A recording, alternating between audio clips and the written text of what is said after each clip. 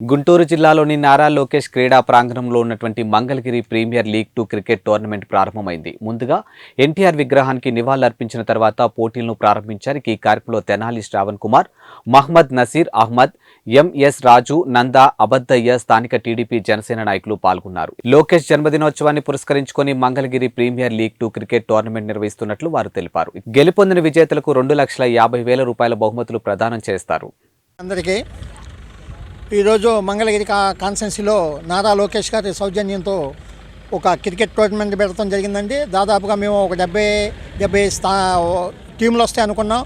దాదాపుగా 100 టీములకి పైపెచ్చి వచ్చడం జరిగింది. ఇవాళ నారా లోకేష్ గారు ఒకటే ఆలోచిస్తున్నారు, ఇక్కడ ఓడిపోయినప్పటికి కానీ ఈ యొక్క ప్రాంతంలో అభివృద్ధి చెందాలి, అభివృద్ధి చేయాలనే ఒక దృఢ సంకల్పంతో ఉన్నారు. దాంట్లో భాగంగానే వాళ్ళ యువతని పెడదోవలు పట్టుకోకుండా వాళ్ళ రాష్ట్రంలో అనేక రకాలుగా మాదక ద్రవ్యాలతో ముంచెత్తుతున్న ఈ తరుణంలో వాళ్ళ క్రీడా స్ఫూర్తి వైపు నారా లోకేష్ గారు నడిపిస్తున్నారు. దానికి నిదర్శనే దాదాపుగా 100 టీములు వచ్చినాయి ఇక్కడికి.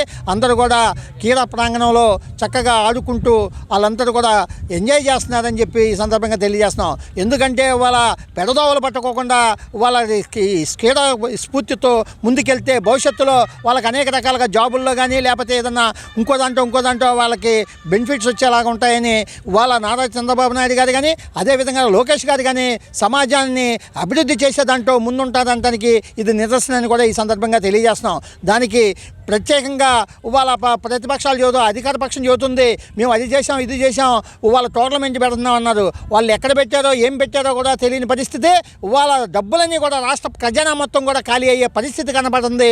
పబ్లిసిటీగా పనికొస్తుంది తప్ప వాళ్ళు ఏ ఒక్క క్యాండిడేట్లను కూడా ఏ ఒక్కరికి కూడా ఆ యొక్క స్ఫూర్తిని కల్పించడంలో విఫలమైందని చెప్పి రాష్ట్ర ప్రభుత్వాన్ని చెబుతున్నాం. ఖచ్చితంగా నారా చంద్రబాబు నాయుడు గారు అదేవిధంగా లోకేష్ గారు అభివృద్ధికి బ్రాండ్ అంబాసిడర్గా ఉంటారని చెప్పి